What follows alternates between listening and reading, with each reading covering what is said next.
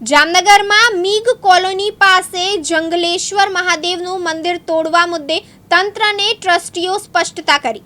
જામનગરમાં ગવર્મેન્ટ કોલોનીની પાછળ MIG colony પાસેના વિસ્તારના જંગલેશ્વર મહાદેવનું મંદિર આવેલું છે। ત્યાંથી મહાનગરપાલિકા દ્વારા આરટીઓની જૂની કચેરીથી મીગ કોલોની સુધીના માર્ગે નવો રોડ બનાવવામાં આવી રહ્યો હોવાથી તે મંદિરનું સ્થળાંતરણ કરાયું છે।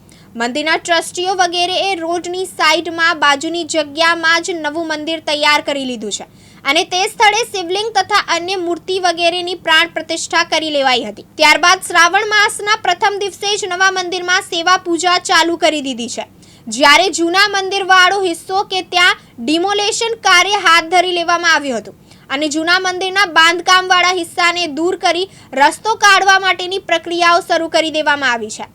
જામનગર શહેર મધ્ય મીગ કોલોની જંગલેશ્વર મહાદેવ મંદિરથી શરૂ કરીને જૂની આરટીઓ ઓફિસને જોડતો જે ડીપી રોડ આપણે અત્યારે હાલ બનાવી રહ્યા છે તેના અનુસંધાને જંગલેશ્વર મહાદેવનું જે જૂનું મંદિર હતું એમાંથી ગઈકાલે મૂર્તિઓ અને શિવલિંગ વગેરેનું વિસ્થાપન કરીને નવા મંદિરમાં આપણે સ્થાપન કરાવડાવવામાં આવેલ છે અને આ સમગ્ર પ્રક્રિયામાં જંગલેશ્વર મહાદેવના ટ્રસ્ટીઓ તેમજ પૂજારીઓ સૌનો આપણને ખૂબ સાથ સહકાર મળેલ છે અને નવા ઠેકાણે બાજુમાં જ ત્યાં આપણે રોડની સાઈડમાં જે મંદિર બનાવેલ છે એ સુખરૂપ એમાં સ્થાપન થઈ ચૂકેલ છે અને એના કારણે એના અનુસંધાને હવે રોડ પહોળો કરવાના બાબતમાં જે જૂનું મંદિર હતું એ અને નાની નાની દેરીઓ હતી એને આજે હટાવવામાં આવેલ છે અને હવે આ નવું મંદિર નવા સ્થળ ઉપર ત્યાં જ બાજુમાં શરૂ થયેલ છે।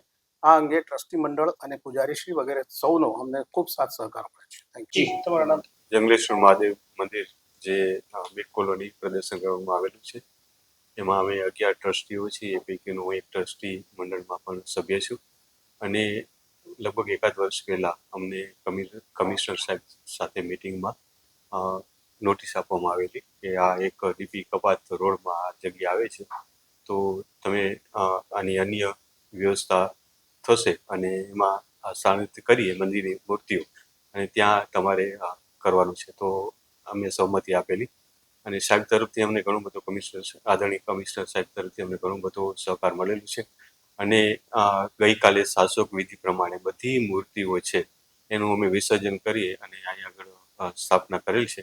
તો આ પવિત્ર શ્રાવણ માસમાં પણ બધા ભાવિકોને આનો લાભ મળે એટલા માટે થઈ અને ગઈકાલે અમે શાસક વિધિ પ્રમાણે કેટલા બધા ભક્તોની હાજરીમાં બધાને લાભ આપી, એમનો આહુતિનો લાભ આપી અને શાસક વિધિ પ્રમાણે અમે એનું વિસર્જન કરેલું છે। અમારા તરફથી અમને કોઈ તંત્ર તરફથી કોઈ અસંતોષ નથી અને અમને પૂરો સહકાર આપેલો છે। અમે બધા ને ટૂંકમાં અમારી ધાર્મિક ભાવનાઓ સાથે અમને ઘણી બધી સહકાર મળેલું છે એટલે અમને એ બાબતે સંતોષ છે।